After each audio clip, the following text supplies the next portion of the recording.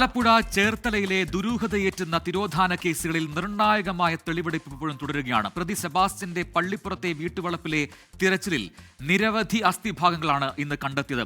Cadaver നായകളെ എത്തിച്ച് നടത്തിയ പരിശോധനയിൽ ഒരു കൊന്ത കണ്ടെത്തി. കുളം വറ്റിച്ച് നടത്തുന്ന പരിശോധനയിൽ 2 വസ്ത്രങ്ങളും കണ്ടെത്തിയിട്ടുണ്ട്. കിണറ്റിലെ വെള്ളം വറ്റിച്ച് ഇപ്പോൾ പരിശോധന നടത്തുകയുമാണ്. വീടിനുള്ളിലെ ഗ്രാനൈറ്റ് പൊളിക്കാനും നടപടി തുടങ്ങി. വേണ്ടിവന്നാൽ രാത്രിയും പരിശോധന തുടരും. റാഫി കരീം വിശദാംശങ്ങളുമായി ചേർന്നൊപ്പം അശ്വിൻ പാലാഴിയുമുണ്ട്. ആദ്യം റാഫി കരീമിലേക്ക്. റാഫി, ഇന്ന് ഞെട്ടിക്കുന്ന ചില വിവരങ്ങളാണ് അവിടെ ഒന്നും പുറത്തു വന്നത്. അതിലേറ്റവും പ്രധാനപ്പെട്ടത് ആ വീട്ടുവളപ്പിൽ പലയിടങ്ങളിലും ഇത്തരത്തിൽ മനുഷ്യാസ്ഥികളുണ്ട്. അത് കുഴിച്ചെടുക്കുമ്പോൾ കിട്ടുന്നു എന്നുള്ളത് വലിയ ദുരൂഹത ഉണ്ടാക്കുന്നതാണ്. വലിയ അസ്വാഭാവികത ഈ സംഭവങ്ങളിലെല്ലാം ഉണ്ടാകുന്നു. ഈ പ്രതി സെബാസ്റ്റ്യൻ എന്തെങ്കിലും കാര്യങ്ങൾ പോലീസിനോട് ഇതിനോടകം പറഞ്ഞിട്ടുണ്ടോ? നമുക്ക് ലഭിക്കുന്ന ഏറ്റവും പുതിയ അപ്ഡേറ്റുകൾ എന്ത്?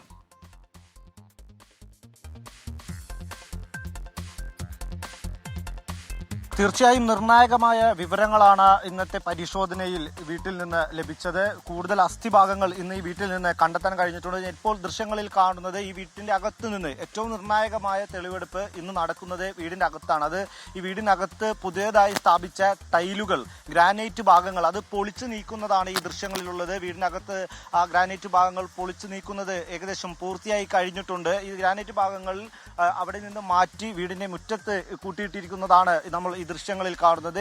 ഈ ഗ്രാനൈറ്റ് ഭാഗങ്ങളുടെ അടിയിൽ ഏതെങ്കിലും തരത്തിൽ മൃതദേഹം കുഴിച്ചിട്ടുണ്ടോ എന്നുള്ളതാണ് പ്രധാനമായും അന്വേഷണ സംഘത്തിന് മുന്നിലുള്ള ഒരു ചോദ്യം. അതുകൂടാതെയാണ് ആദ്യഘട്ടത്തിലെ പരിശോധനയിൽ തന്നെ വീടിന്റെ പരിസരത്ത് നിന്ന് മൃതദേഹാവശിഷ്ടങ്ങൾ, അസ്ഥിഭാഗങ്ങൾ അന്വേഷണ സംഘത്തിന് ലഭിച്ചത്. ഇതിൽ ഈ അസ്ഥിഭാഗങ്ങളുമായി ബന്ധപ്പെട്ട് ലഭിക്കുന്ന വിവരങ്ങൾ നേരത്തെ ലഭിച്ച അസ്ഥിഭാഗങ്ങളുടെ ബാക്കിയാണ് എന്നുള്ളതാണ്.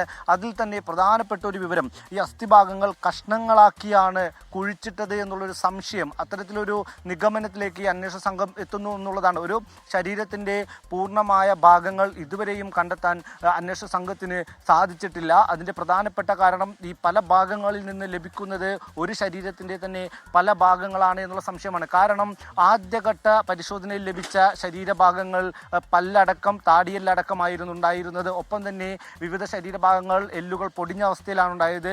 ഇപ്പോൾ ലഭിച്ചത് ഇതിന്റെ ബാക്കിയാകാനുള്ള ഒരു സാധ്യതയാണ് അന്വേഷണ സംഘം നിലവിൽ പറയുന്നത്. ഒപ്പം തന്നെ ഈ ലഭിച്ചിരിക്കുന്ന ശരീരഭാഗങ്ങളെല്ലാം കത്തിയ അവസ്ഥയിലാണുള്ളത്. അതായത് അസ്ഥിയുടെ ഭാഗങ്ങളെല്ലാം തന്നെ കത്തിയ ഒരു അവസ്ഥയിലാണുള്ളത്.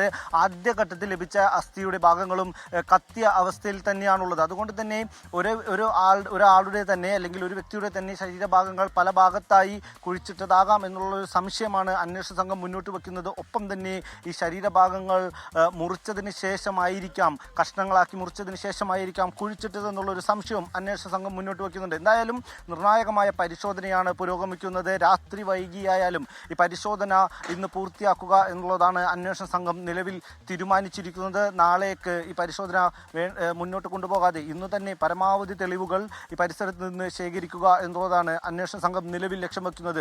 ഒപ്പം തന്നെ വീടിന് പരിസരത്തുള്ള വെള്ളം കെട്ടി നിൽക്കുന്ന എല്ലാ സ്ഥലങ്ങളും അന്വേഷണ സംഘം പരിശോധിക്കുന്നുണ്ട്. ഈ വീടിന് ചുറ്റുപാടുമായി 4ലധികം കുളങ്ങളുണ്ട്. ഈ കുളങ്ങളെല്ലാം തന്നെ വറ്റിച്ച് പരിശോധന നടത്തുന്നുണ്ട്. അല്പസമയം മുൻപ് വീടിനോട് ചേർന്നുള്ള കിണർ വറ്റിച്ച് ഈ അന്വേഷണ സംഘം പരിശോധന നടത്തിയിട്ടുണ്ട്.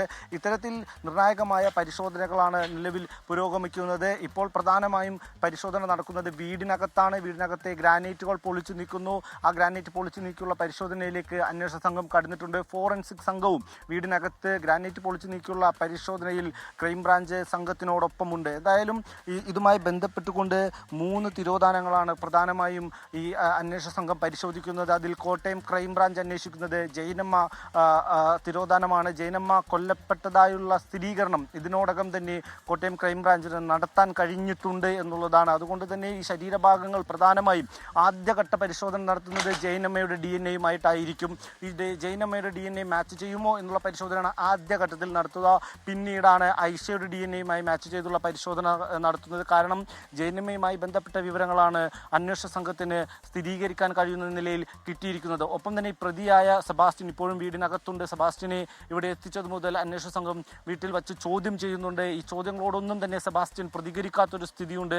ചോദ്യങ്ങളോട് വ്യക്തമായൊരു മറുപടി നൽകുന്നില്ല. പല ചോദ്യങ്ങൾക്കും മൗനമാണ് സെബാസ്റ്റ്യൻ്റെ ഭാഗത്തു നിന്നുള്ള മറുപടി. അതുകൊണ്ട് തന്നെ അന്വേഷണ സംഘത്തിന് വലിയ പ്രതിസന്ധി സെബാസ്റ്റ്യനിൽ നിന്ന് വിവരങ്ങൾ ശേഖരിക്കാൻ ഉണ്ട്. അതായത് കൃത്യമായൊരു സ്ഥലം കേന്ദ്രീകരിച്ച് പരിശോധന നടത്താൻ കഴിയാത്തൊരു സ്ഥിതിയുണ്ട്. അതുകൊണ്ട് വീടിന് ചുറ്റുമുള്ള 2.5 ഏക്കർ സ്ഥലത്തോളം വരും ഈ വീടിന് ചുറ്റുവശം. ഈ 2.5 ഏക്കറും പോലീസിനെ പരിശോധിക്കേണ്ട ഒരു സ്ഥിതിയുണ്ട്. അത് ഈ പരിശോധനയെ അതിൻ്റെ സാഹചര്യം കൂടുതൽ ശ്രമകരമാക്കുന്നതാണ് നിലവിൽ കാണുന്നത്. എന്തായാലും രാത്രി വൈകിയായാലും പരിശോധന നടത്താനാണ് അന്വേഷണ സംഘത്തിൻ്റെ തീരുമാനം. വീട്ടിൽ ഏറ്റവും നിർണായകമായ പരിശോധന ഗ്രാനൈറ്റ് പൊളിച്ച് വീടിൻ്റെ അകംവശം അതിൽ കുഴിയെടുത്തുള്ള പരിശോധനയിലേക്ക് അന്വേഷണ സംഘം നിലവിൽ കടക്കുകയാണ്. യെസ്, റാഫി കരീമാണ് വിശദാംശങ്ങൾ നൽകിക്കൊണ്ടിരിക്കുന്നത്. എന്താണ് ഇന്നത്തെ പരിശോധന, അതെങ്ങനെ മുന്നോട്ട് പോകുന്നു എന്ന കാര്യമാണ് റാഫി വിശദമാക്കിയത്. അശ്വിൻ പാലാഴി കൂടി ചേരുന്നു. അശ്വിൻ, ആദ്യം അറിയേണ്ടത് ആരാണ് ഈ സെബാസ്റ്റ്യൻ?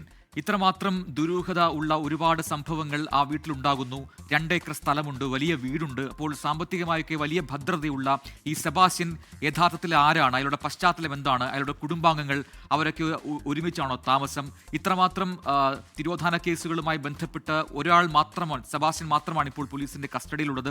അയാളെ മാത്രമാണ് ചോദ്യം ചെയ്തത്. കൂടുതൽ പങ്കാളികൾ ഈ കേസുകളിൽ ഉണ്ടോ എന്ന കാര്യങ്ങൾ പോലീസിനെ അന്വേഷിക്കുന്നതേ ഉള്ളൂ. മാത്രമല്ല, ഇന്നിപ്പോൾ കണ്ടെത്തിയ അസ്ഥികളിൽ പലതും കത്തിച്ചതിന് ശേഷമാണ്. അതോടൊപ്പം തന്നെ വെട്ടിയിട്ടുണ്ട്, വെട്ടിമാറ്റപ്പെട്ട ശരീരഭാഗങ്ങളുടെ അസ്ഥികളാണെന്ന് മനസ്സിലാക്കുന്നു. ഇതൊക്കെ ഒരാൾക്ക് ചെയ്യാൻ കഴിയുമോ എന്ന ചോദ്യം ബാക്കിയാവാണ്.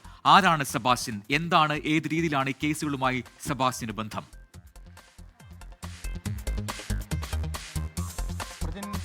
ഈ ചേർത്തല പള്ളിപ്പുറം പ്രദേശത്ത് വളരെ വർഷങ്ങളായുള്ള ഒരു കുടുംബമാണ് സെബാസ്റ്റ്യൻ്റേത്.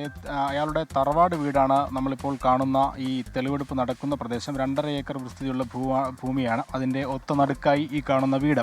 1990കളുടെയൊക്കെ തുടക്കത്തിൽ ചേർത്തല എറണാകുളം റൂട്ടിൽ സർവീസ് നടത്തുന്ന ഒരു സ്വകാര്യ ബസ്സിലെ ക്ലീനറായാണ് ഇയാൾ ജോലി ചെയ്തിരുന്നത്. പിന്നീട് ഒരു ഡ്രൈവറായി, പിക്കപ്പ് വാൻ മിനി ലോറിയുടെ ഡ്രൈവറായി. അന്നൊക്കെ സാധാരണ കുടുംബം, അത്ര വലിയ സാമ്പത്തികമൊന്നുമില്ല. പിന്നീട് പെട്ടെന്നായിരുന്നു ഇയാളുടെ വ്യക്തിഗതമായുള്ള സാമ്പത്തിക വളർച്ച.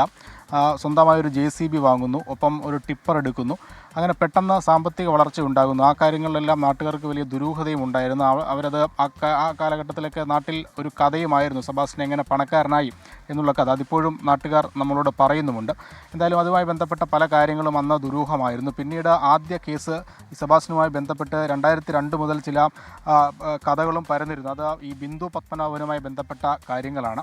അന്ന് 2002 മുതൽ ഇവരുമായി വളരെ അടുത്ത ബന്ധമുണ്ട്. പല സാമ്പത്തിക ഇടപാടുകളും ഇവരുമായി നടത്തുന്നുണ്ട്. അതിനിടെയാണ് ബിന്ദു പത്മനാഭനെ കാണാതാകുന്നത്. അങ്ങനെ 2017 അതൊരു പരാതിയായി വരുന്നു. പരാതിയായി വരാനുള്ള പശ്ചാത്തലം അതും കൗതുകം നിറഞ്ഞതാണ്.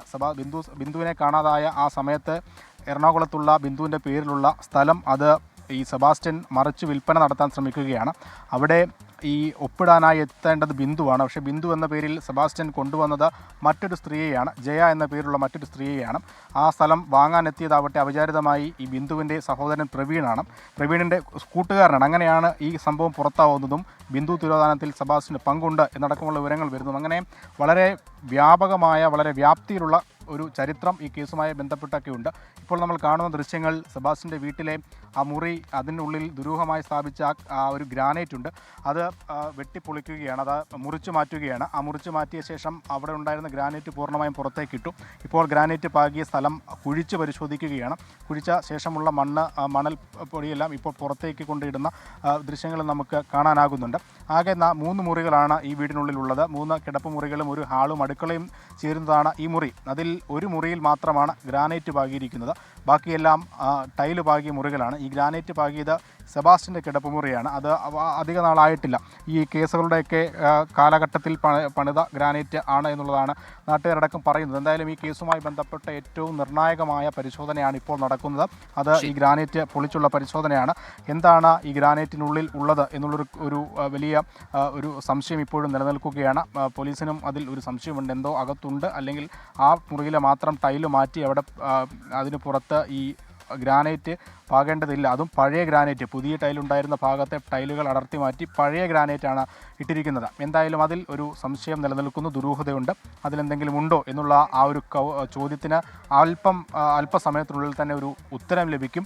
എന്തായാലും അതിലേക്കുള്ള നിർണായക പരിശോധനയാണ് ഇപ്പോൾ നടക്കുന്നത്. ഇതര സംസ്ഥാന തൊഴിലാളികളെ കൊണ്ടാണ് ഈ ഗ്രാനൈറ്റ് പൊളിച്ചു മാറ്റുന്നവിടെ കുഴിയെടുപ്പിക്കുന്നത്. പോലീസിൻ്റെയും ഫോറൻസിക് സംഘവും അകത്ത് തുടരുന്നുണ്ട്. എന്തായാലും ആ നിർണായക പരിശോധന തുടരുകയാണ്. പ്രജിത്ത്, അശ്വിൻ പാലാടിയാണ് വിശദാംശങ്ങൾ നൽകിയത്. ചേർത്തലയിൽ നിന്നും അവിടെ പരിശോധന ഇപ്പോഴും തുടരുന്നു.